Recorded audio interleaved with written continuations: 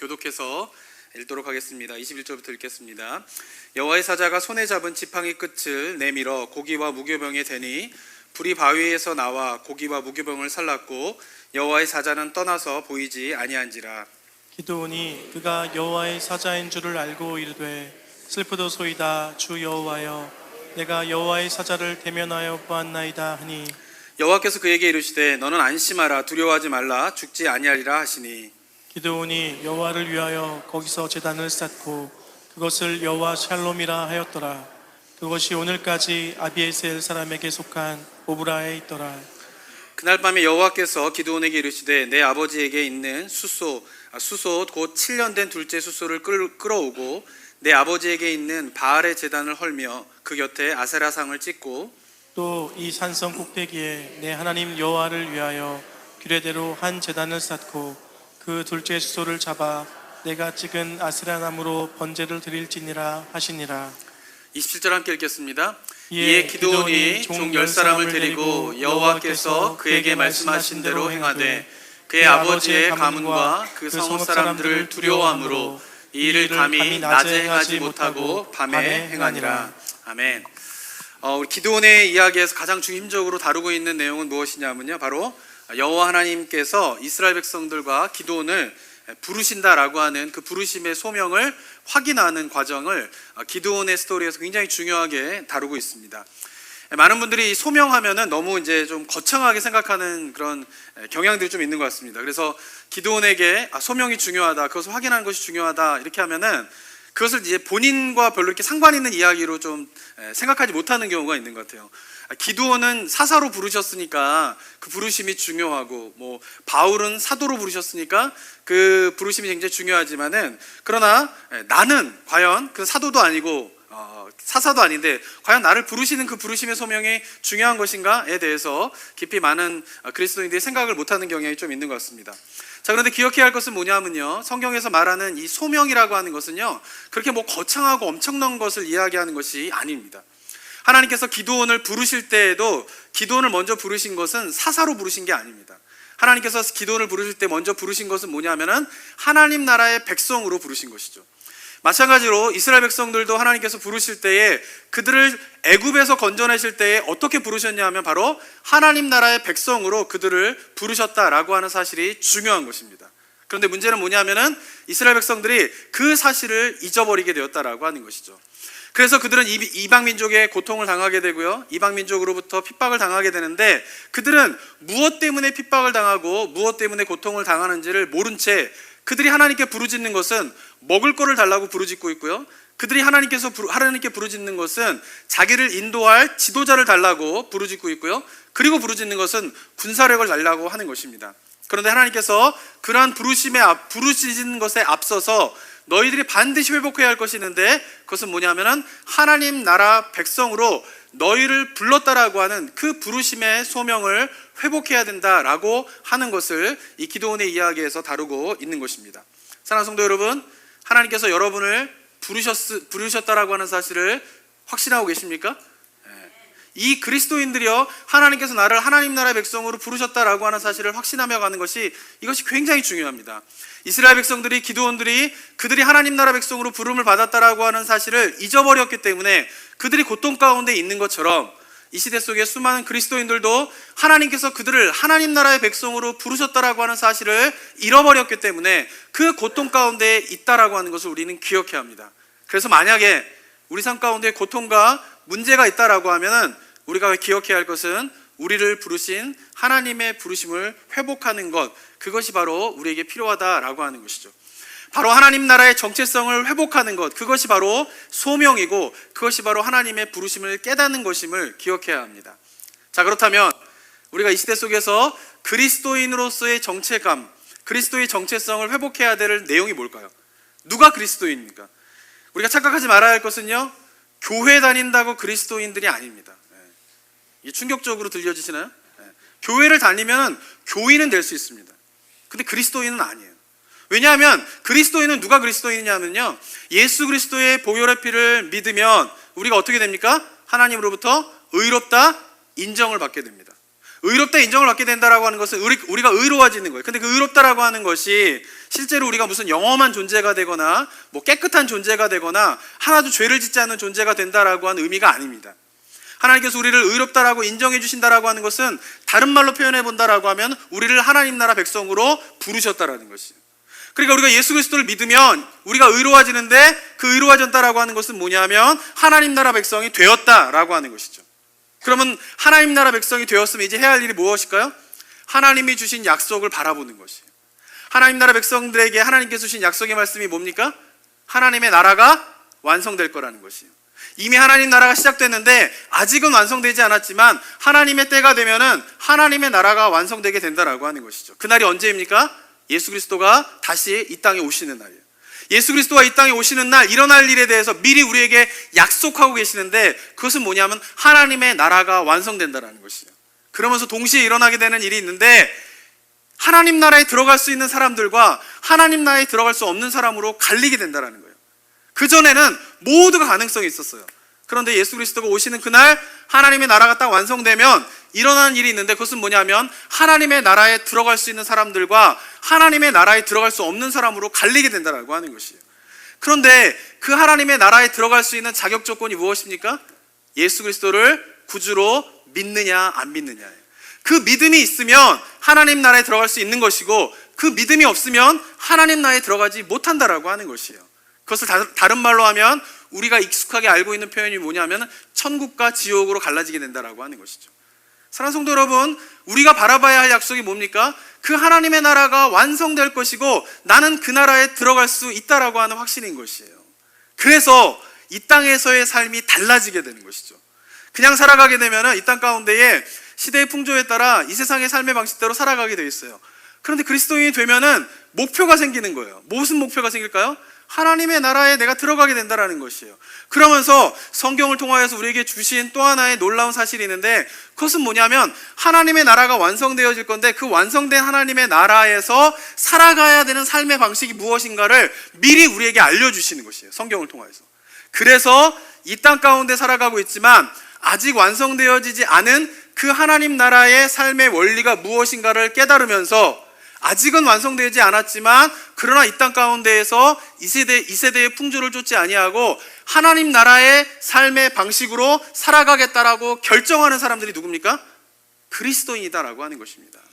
그래서 그 그리스도의 삶 가운데에서는요, 하나님 나라의 방식으로 삶을 살아가기 때문에 생겨나는 일이 있어요. 뭐냐면요, 핍박이 있는 거예요. 삶에 문제가 생기는 거예요. 어려움이 생기는 거예요.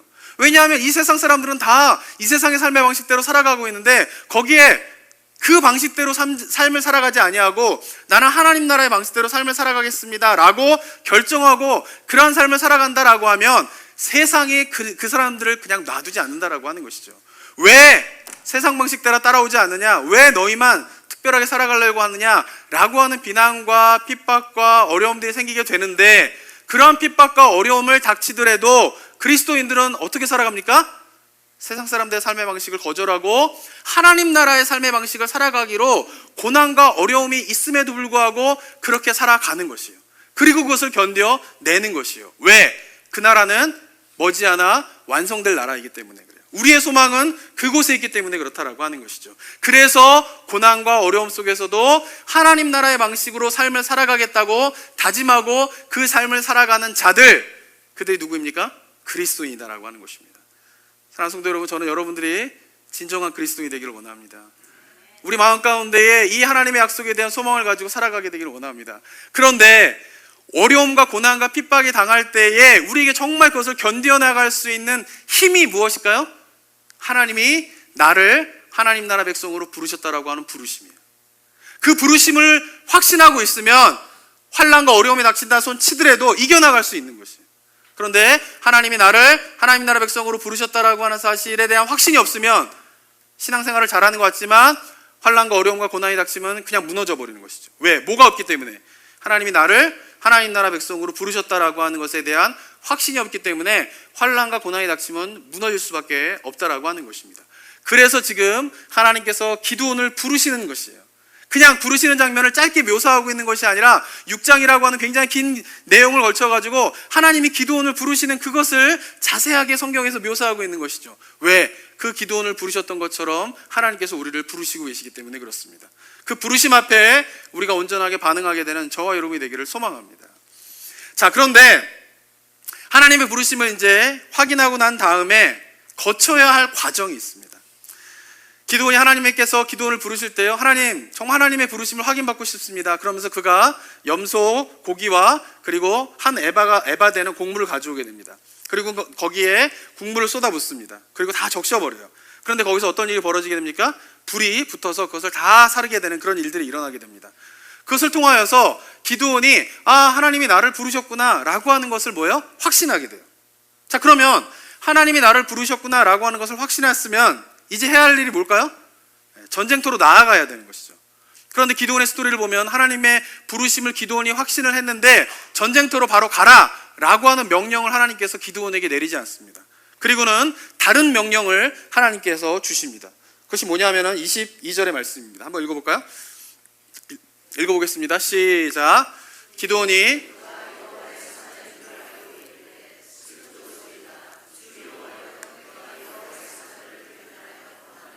하나님께서는 기드온을 바로 가라고 이야기하지 않게 됩니다. 그리고는 기드온과 좀 더 부르심의 과정들을 확인하는 시간을 갖게 되는데 그 과정들이 뭐냐면 바로 연단의 시간들이에요.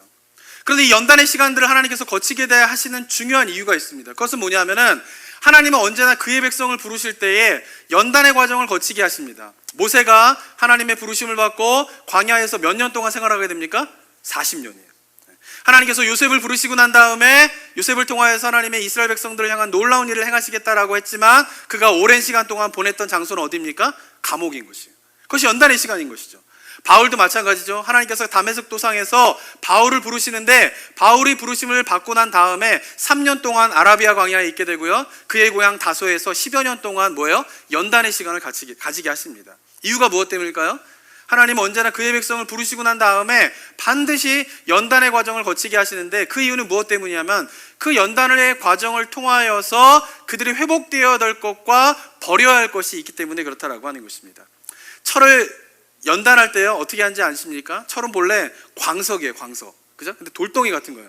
근데 그것에서 철을 뽑아내기 위해서 하는 일은 뭐냐면은 커다란 용광로에다가 그 광석을 다 집어넣고 어떻게 해요? 끓이게 됩니다. 그런 것이 액체로 변하게 되고요. 그 액체를 쏟아붓게 되면은 혹시 그 포항제철 이런 데서 그 철이 만들어지는 과정을 보셨는지 모르겠는데 그 용광로에서 철이 쫙 쏟아지게 되면 어떻게 됩니까? 찬물이 쫙 하면서 또 식히게 돼요. 그러면은 찬물로 식은 철을 다시 어떻게 해요? 뜨거운 불에 또 끓이게 됩니다. 그리고 또 찬물로 어떻게 해요? 식히게 되고. 그러니까 뜨거운 데 넣었다가 찬물로 넣었다가 뜨거운 데 넣었다가 찬물로 넣었다가 하면서 철을 만들게 되거든요. 그러한 과정 속에서 일어나게 되는 일이 뭡니까? 뜨겁게 했다가 거기서 뭐예요? 광석에 있었던 그런 불순물들이 다 제거가 되고요. 찬물로 가게 되면서 어떻게 해요? 광석에서는 있지 않았던 철의 그 단단한 성질이 어떻게 해요? 회복되게 되는 일들이 일어나게 되는 것이죠. 그러니까 연단을 하는 과정은 뭐냐면 뜨거운 데 갔다가 찬 데 갔다가 뜨거운 데 갔다가 찬 데 갔다 하는 그런 연단의 과정을 거치는 이유는 무엇 때문이냐면 불순물들은 제거해버리고 어떻게 해요? 필요한 성질들은 어떻게 해요? 회복하기 위해서 그 연단의 과정을 거치게 된다라고 하는 것이죠. 하나님께서 하나님의 백성들을 연단의 과정에 거치는 이유도 동일합니다. 그 연단의 과정을 통하여서 버려야 할 것은 버리고 그리고 뭐예요? 회복해야 할 것을 회복하게 하기 위하여서 하나님께서 연단의 과정을 거치게 한다라고 하는 것이죠. 그런 가운데에 기드온에게 회복해야 할 중요한 부분들이 있었어요. 그것은 뭐냐면 바로 예배의 회복이 일어나야 됩니다. 자, 오늘 본문 22절에 보면요, 기드온이 여호와를 만나게 되자 그 하나님께서 나를 부르셨다라고 하는 사실을 확인하게 되자 기드온이 어떠한 반응을 보이게 됩니까? 슬프도소이다 이렇게 이야기하고 있어요. 왜 슬프도소이다 라고 기드온이 고백을 할까요? 거룩한 그 하나님 앞에 가게 되면은 자기 안에 뭐를 발견하기 때문에 그래요? 죄를 발견하기 때문에 그래요. 사랑하는 성도 여러분, 하나님을 만난 사람의 첫 번째 특징이 무엇인지 아십니까? 자기 안에 죄가 있다라고 하는 사실을 깨닫는 것이에요. 만약에 여러분들 가운데에 내 안에 죄가 있구나 라고 하는 것을 인정하고 깨닫고 있다라고 하면 여러분들은 하나님을 만난 사람입니다. 그런데 만약에 내 안에 죄가 있다라고 하는 사실을 깨닫지 못하고 인정하지 못하고 있다라고 하면 그것은 분명히 하나님을 만나지 못한 증거예요. 저는 바라기는 여러분들이 하나님 앞에서 내 안에 죄가 있음에 대한 그 슬픔이 여러분의 삶 가운데 있게 되기를 소망합니다. 왜냐하면 그것이 뭐예요? 하나님을 만난 사람들이 첫 번째로 나타나는 반응이기 때문에 그렇습니다. 예수님을 알기 전에는요, 내 뜻대로 살아가는 것이 행복이라고 생각했어요. 아무 문제가 없다고 생각했어요. 그런데 예수님을 만나고 예수님을 알게 되고 예수님 앞에 가까이 나아가게 되면서 깨닫게 되는 것은 뭐냐면, 내 뜻대로 살아가려고 하는 그 삶 속에 수많은 죄악이 그 가운데 있구나 라고 하는 것을 점점 발견하게 되고, 그것에 대해서 어떻게 하게 됩니까? 슬퍼하게 되는 것이 바로 하나님을 만난 사람의 첫 번째 특징이다라고 하는 것이죠. 자, 그런데 그렇게 죄에 대해서 슬퍼하는 그 모습으로 끝나게 되는 것이 아니라요, 죄에 대해서 슬퍼하며 하나님 앞에 고백하는 자들에게 하나님께서 하시는 말씀이 있습니다. 그것이 뭐냐면 23절의 말씀입니다. 한번 읽어볼까요? 시작. 여호와께서 그에게 이르시되 너는 안심하라, 두려워하지 말라, 죽지 아니하리라 하시니라. 여호와 하나님을 만나자 기드온이 자기 안에 있는 죄로 인하여서 슬퍼하고 그 죄에 대한 슬픔을 가지고 있는 기드온을 향하여서 뭐라고 이야기하십니까? 안심하라. 우리나라 말로는 그냥 안심하라 이렇게 번역되어 있지만 원문의 의미는 뭐냐면 너에게 샬롬이 있을 것이다. 두려워하지 말아라, 죽지 아니하리라고 이야기하고 있는 것이죠. 하나님께서 죄를 고백하며 슬퍼하는 자들에게 주시는 은혜가 무엇입니까? 샬롬이에요. 평강이에요. 죄에 대한 고백이 있으면은 슬픈데 그것이 뭐예요? 예수 그리스도를 만나기 전에는 죄를 발견해서 내가 죄를 졌구나라고 하는 슬픔이 결국은 절망과 좌절로 가게 돼 있어요. 그런데 예수 그리스도를 만나고 난 다음에, 그리고 하나님 앞에서 내가 죄인입니다, 내가 죄를 지었습니다 라고 슬퍼하게 되면 그것이 더 이상 좌절과 절망이 아니라 무엇을 이루게 됩니까? 기쁨과 평강으로 이루어지게 됩니다. 왜냐하면 죄를 고백하는 자들에게 하나님께서 샬롬을 주시기 때문에 그런 것입니다. 종교개혁자인 마틴 루터는요, 종교개혁을 일으킬 때에 95개의 방방문을 이제 캐톨릭 성당에다 붙이게 됩니다. 그런데 마틴 루터가 붙인 95개 방방문의 핵심적인 내용은 뭐냐면은 회개예요, 회개. 마틴 루터는 우리 인생 전체가 모든 것이 다 기도의 제목입니다 라고 이야기를 합니다. 그런 가운데에 우리 인생의 모든 것이 다 회개의 거리입니다 라고 이야기를 하고 있어요. 모든 것이 다 회개할 거라는 것이에요. 그런데 놀라운 것은 뭐냐면은 그 회개하는 자들에게는 절망과 좌절이 찾아오게 되는 것이 아니라 기쁨과 평강이 찾아오게 되는 것이 복음의 능력이라고 마틴 루터는 이야기를 하고 있어요. 그러면서 이렇게 이야기를 합니다.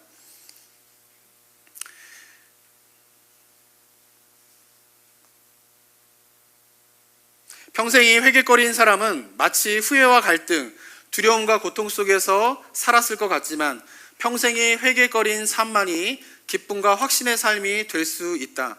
복음은 회개할 때만이 기쁨과 확신이 찾아온다고 우리에게 가르치기 때문이다. 복음의 능력이 무엇입니까? 회개하는 자에게 뭐예요? 기쁨과 확신의 삶을 갖게 된다라고 하는 것입니다. 예수님도 그래서 이렇게 이야기하십니다.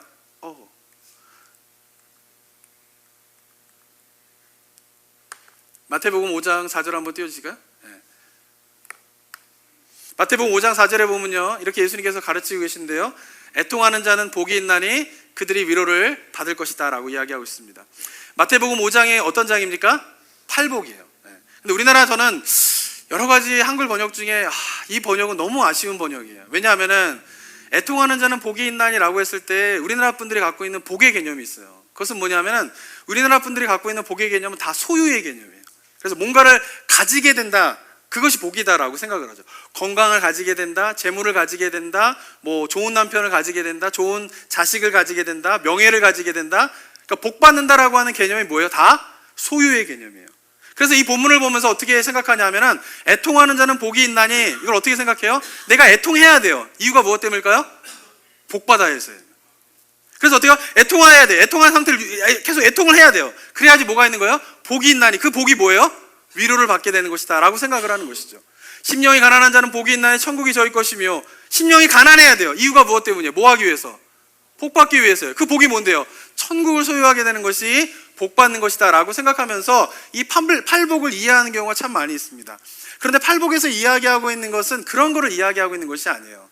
여기서 복이 있나니 라고 하는 그 히브리어 말, 이건 헬라어지만 히브리어에서도 복 있는 사람은 악인의 꾀를 쫓지 아니한다라고 했을 때에 그 복 있는 사람, blessed, 이 영어로 이렇게 번역되어져 있는 이거를 우리나라 말로 번역을 한다라고 하면 제가 볼 때는 가장 정확한 번역은 뭐냐면은 행복하다라는 거예요. 행복하다. 본문이 어떻게 해야 됩니까? 애통하는 자는 행복하나니. 그 상태가 뭐라는 거예요? 복이라는 것이에요. 심령이 가난한 자는 어떻게 해요? 행복하나니. 온유한 자는 어떻게 하는 거예요? 행복하나니. 그 상태가 뭐라는 것이에요? 복이다라고 하는 것을 성경이 이야기하고 있는 것이에요. 그리고 따라오는 삶의 열매가 무엇이냐면은 위로를 받을 것이요, 천국이 저희들 것이요, 하나님을 볼 것이요, 땅을 기업으로 받을 것이요라고 하는 것이죠. 온유함을 유지해야 돼요. 복이 있나니. 왜? 땅을 기업으로 받을 것이기 때문에가 아니라 온유한 자는 어떤 거예요? 행복한 거예요. 그리고 어떻게 해요? 따라오게 되는 것이 하나님의 기업을 땅의 기업을 받게 될 것이다 라고 하는 것이 이 팔복이 이야기하는 중요한 가르침이다 라고 하는 것이죠. 저는 가끔가다 이런 거를 경험할 때가 기도할 때예요. 기도할 때 제가 새벽에 나와서 기도할 때에 제가 기도하는 가운데에서 깨닫게 되는 저의 모습이 있어요. 그것은 뭐냐면은 기도하기 전에는 제가 그렇게 제 안에 더럽고 죄가 있다라고 하는 그 모습을 잘 깨닫지 못할 때가 있어요. 물론 제가 참 부끄럽고 죄인입니다. 이건 항상 인정하고 있죠. 근데 기도하기 전에 내 안에 그렇게 어두움이 있고 내 안에 그렇게 하나님 보시기에 부끄러움이 있고 그리고 하나님을 신뢰하기보다는 다른 것을 신뢰하고 있는 지금 상태이구나 라고 하는 것을 기도를 하기 전에 전혀 모르다가 기도하는 가운데에서 하나님 앞에 나의 내면에 있는 것들을 하나 둘씩 고백하며 나아갈 때에 내 내면 속에서 부끄러운 모습, 어두운 모습 이런 것들이 내 안에 가득 차구나 라고 하는 것을 제가 깨달을 때가 있어요. 그럼 기도하다가 그걸 하나님 앞에 다 토로하는 거예요. 하나님이 제 마음이 왜 이렇게 어둡습니까? 그리고 제 마음이 왜 이렇게 강팍합니까? 사랑하지 못하고 제 심령 가운데 이렇게 메마른 상태로 제가 지금 목회를 하고 있군요. 오늘 하루를 어제도 그렇게 살아왔군요 라고 하는 것을 다 고백하게 돼요. 그러다 보면은 그 제 마음 가운데에 기도를 하기 전에는 왜 이렇게 불안한지, 기도를 하기 전에는 왜 이렇게 마음에 눌려 있는지, 어두운지 그런 거를 모르다가 제 안에 어둡고 눌려져 있는 것이 바로 그러한 죄들 때문에 그렇구나 라고 하는 것을 깨닫게 되면서 그것을 하나님 앞에 막 고백하고 난 다음에 제 상태가 어떻게 될까요? 기도를 마치고 나면은 행복해요. 그게 뭐예요? 애통하는 자는 행복하나니. 그 모습을 이야기하고 있다라고 하는 것이죠. 여기서 애통한다라고 하는 것은 뭐냐면 죄에 대한 슬픔을 갖는 것이에요.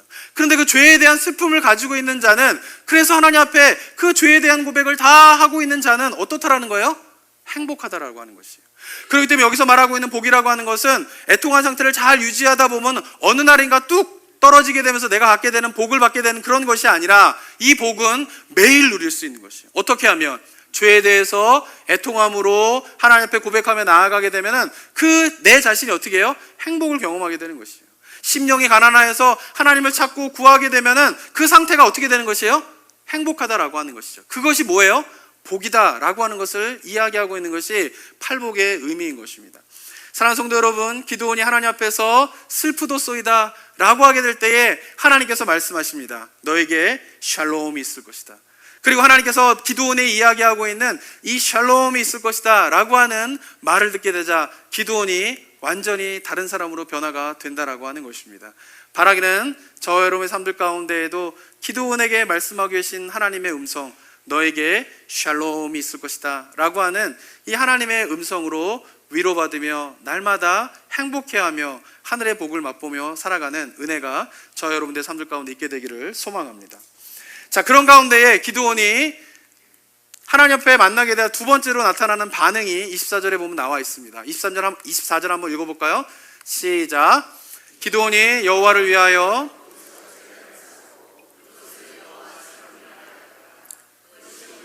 아비에셀 사람에게 속한 오브라에 있더라. 기드온이 슬프도소이다 하고 하나님의 샬롬을 경험하게 되자 그가 무엇을 쌓게 됩니까?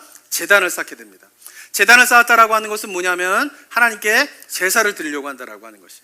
그것을 다시 바꿔 말하면 하나님 앞에 뭐를 드리는 것이에요? 예배를 드리는 것이죠. 하나님을 만난 자의 첫 번째 반응은 바로 죄에 대한 슬픔을 갖는 것입니다. 그러나 그 죄에 대한 슬픔 속에서 하나님의 평강, 샬롬을 경험하게 되자 두 번째로 나타나는 반응은 뭐냐면 바로 하나님 앞에 제사를 드리는 것이에요. 예배를 드리게 된다라고 하는 것입니다. 자, 그러면 이쯤 되었으면 기드온이 하나님이 부르셨다라는 것도 확인했고 죄에 대해서 슬프도소이다 하면서 하나님의 평강도 경험했고 그리고 단을 쌓으면서 하나님 앞에 예배도 드렸다라고 하면 이 정도 되면 사사로서 갖추어야 할 모습을 다 갖춘 것이 아닐까요? 그런데 하나님께서는 그렇게 이런 제단을 쌓게 되는 기드온에게 나아가서 미디안과 싸워라 라고 하는 명령 대신에 다른 명령을 하시는데 그것이 25절에 보면 나와 있습니다. 한번 읽어볼까요? 시작. 그날 밤에 여호와께서 기드온에게 이르시되 내 아버지에게 있는 숫소 곧 7년 된 둘째 숫소를 끌어오고 내 아버지에게 있는 바알의 제단을 헐며 그 곁에 아세라상을 찍고 26절도 읽겠습니다. 시작. 또 이 산성 꼭대기에 내 하나님 여호와를 위하여 규례대로 한 제단을 쌓고 그 둘째 숫소를 잡아 내가 찍은 아세라 나무로 번제를 드릴지니라 하시니라.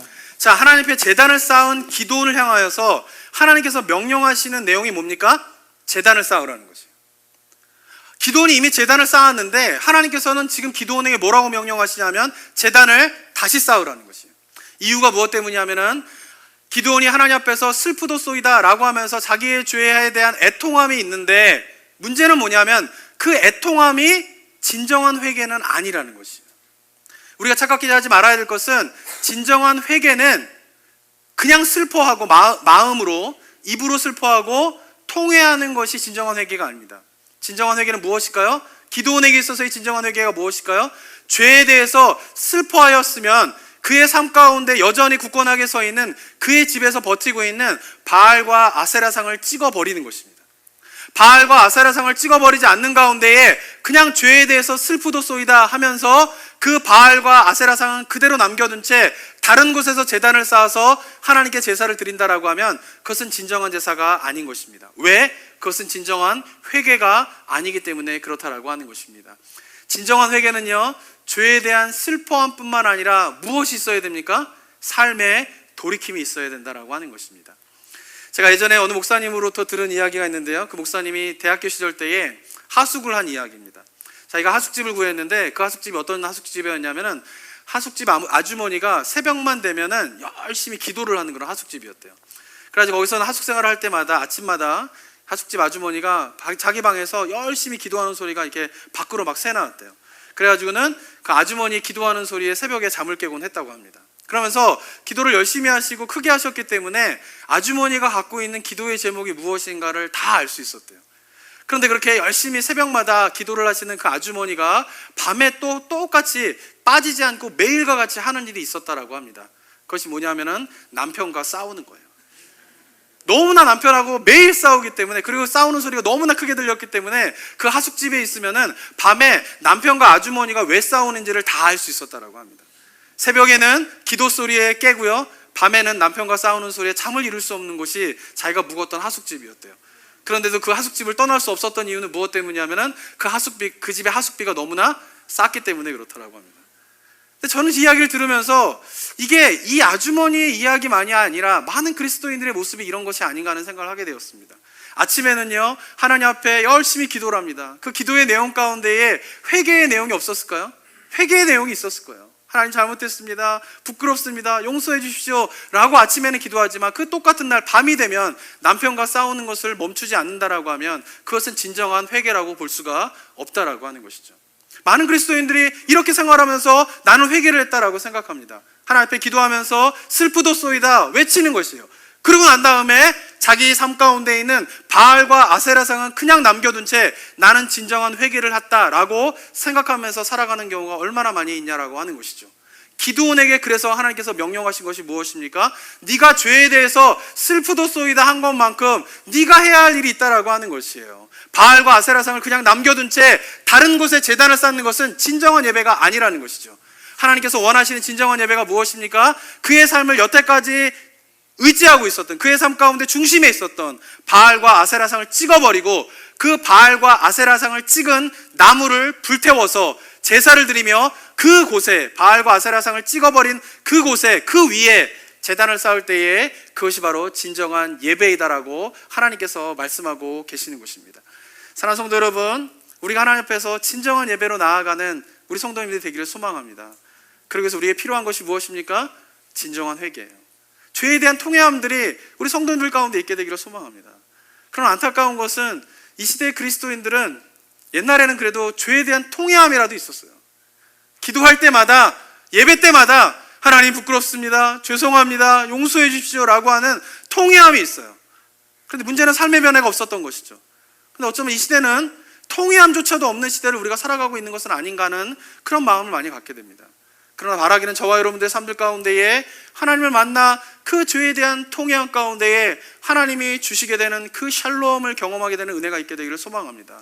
그러나 거기서 그 통회함에서 멈춰버리는 것이 아니라 그 삶 가운데 있는 죄를 삶에서 돌이켜 나의 삶 가운데 중심에 있는 그 바알과 아세라상을 찍어서 그 위에 하나님의 단을 쌓고 찍어버린 그 바알과 아세라상을 불살라 주님 앞에 거룩한 산제사를 드리게 되는 그 거룩한 예배, 그 예배가 우리가 매주마다 주님 앞에 드려지는 이 예배가 그렇게 거룩한 진정한 예배가 되기를 소망합니다.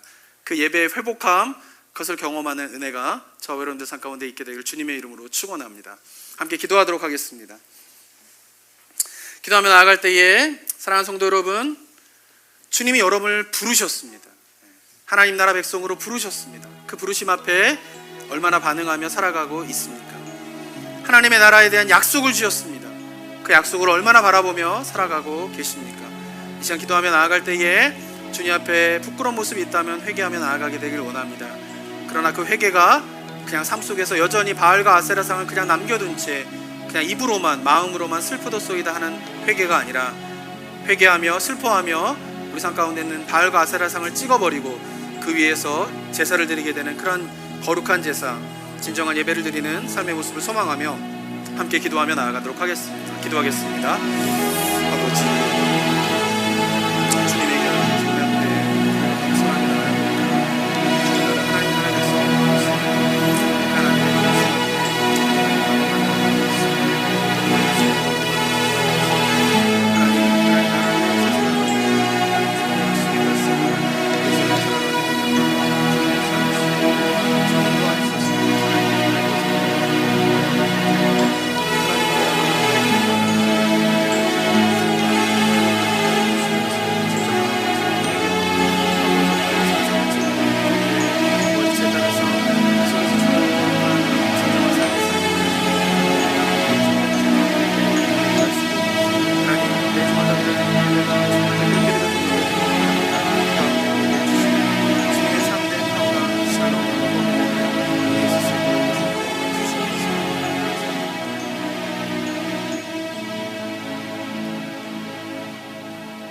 사랑과 은혜가 충만하신 하나님 아버지, 우리를 죄 가운데에서 구원하실 때에 너는 나의 백성이다 라고 말씀하신 그 주님의 부르심 우리가 마음에 새기며 기억하며 그리고 그 백성들에게 주신 하나님의 약속의 말씀, 하나님 나라에 대한 소망을 가지고 살아가는 저희 모두가 되게 하여 주시옵소서. 그저 살아가게 되는 인생이 아니라 하나님의 약속 가운데에서 그것을 소망하며 살아가게 하여 주시옵고 그 가운데 발생하게 되는 고통과 어려움들이 있을지 모르겠습니다. 삶 가운데 부끄러운 죄된 모습이 있을지 모르겠습니다. 그 하나님 앞에 정말 슬프도소이다 하면서 죄에 대한 애통함의 고백이 있는 우리 모두가 되게 하여 주시옵고 그렇게 죄의 고백을 하는 자들에게 주시는 평강, 그 샬롬을 맛보며 주님 앞에 나아가는 저희 모두가 되게 하여 주시옵소서. 그러나 입으로만 마음으로만 슬퍼하는 회개가 아니라 정말 우리 삶 가운데에 우리 삶에 굳건하게 서 있는 바알과 아세라상이 있다면 그것을 찍어 불태워버리고 그 위에 제단을 쌓고 드리게 되는 거룩한 제사, 진정한 예배가 우리가 드려지는 예배가 될 수 있도록 주님 우리를 붙잡아 주시옵소서. 은혜 감사드리며 예수 그리스도의 이름으로 기도드립니다. 아멘.